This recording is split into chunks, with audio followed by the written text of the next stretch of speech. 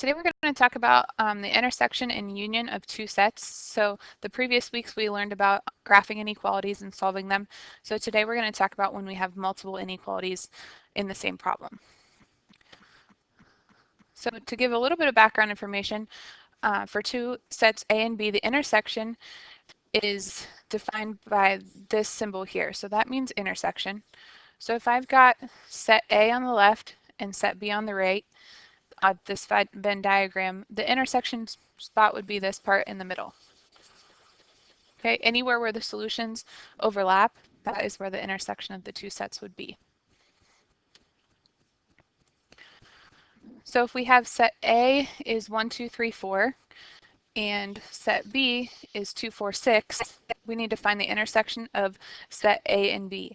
So you draw your squiggly line, and you need to think about and look at the two elements of each set and which ones overlap. So there's a 2 in set A and a 2 in set B, and there's a 4 in set A and a 4 in set B. None of the other elements are repeated in both, so this would be my solution. And we're going to do graphing examples in the problems to come, so I'm not going to graph that one.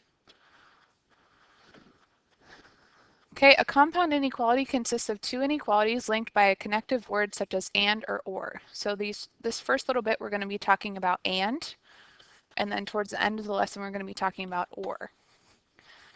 So here's examples of how they would be written. This is example 1. X plus 1 is less than 9 and x minus 3 is greater than negative 2. So that's what we're going to focus on first, and then our second problems will look like the ones below. 2x is greater than 4, or 5x plus 1 is less than or equal to 0. So we're not going to solve these. These are just examples of how they're going to look. Okay, the steps for solving a compound inequality with the word and. First step is to solve each inequality individually. And then since the inequalities are joined with an and, the solution set of the compound inequality will include all the numbers that satisfy both inequalities in step 1. So first step is solve, second step is to graph. So example here, we've got x plus 3 is less than 1 and x minus 4 is greater than negative 12. So because of this word and here, we're going to bring that down. In the first inequality, I need to solve that for x, so I'm going to subtract 3 from both sides. X is less than negative 2. And then for the second inequality, I'm going to add 4 to both sides. X is greater than negative 8. Okay, if there's numbers in front of x, then obviously you would need to divide. The same rules apply if you divide by a negative. Remember, make sure that you flip the inequality sign. And then make sure that you write the word and. So these are my solutions here. And I'm going to graph these. So I'm going to find negative 2 on the number line. And I'm going to use an open circle because it's just less than. It's not equal to. And then I'm going to find negative 8 on the graph and do an open circle on that as well. And it says x is less than negative 2, so that means the shading would be this way. And then x is greater than negative 8, so that means the shading would be this way. So then on the graph, I need to graph only where they intersect. So that would be in between negative 8 and negative 2. So this part here is just kind of showing you where the shading would go. If you can see it in your head and you don't need to draw that out, then you don't need to. But I was just showing where the shading would go so that you can see the overlap. Okay, next example. For any two sets A and B, the union of A and B is defined as x is an element of A or x is an element of B. So for union, here's the elements of A, here's the elements of B. So a lot of times the solutions don't overlap, but sometimes they might come in between as well. So intersection or the and inequalities are only the numbers that fall in this middle area. But for union, it's either A or B, or sometimes those solutions might overlap as well. So the union ones are a little bit harder to understand.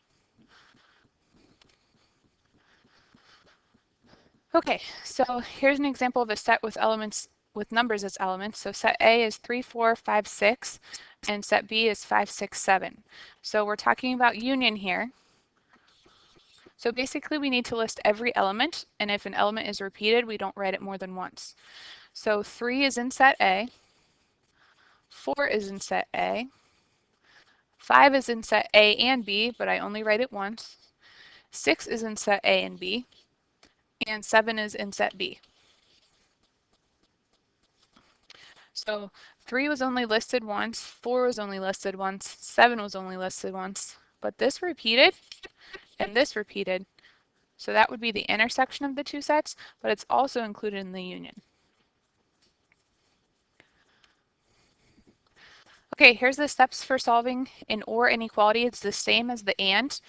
So you're going to solve the inequalities separately and then graph them and show where the union would be.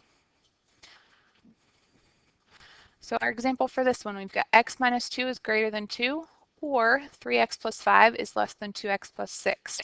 So first thing I'm going to do is I'm going to underline or and draw an arrow because it's going to go down through my solution. And the first one I'm going to add 2 to both sides. So x is greater than 4.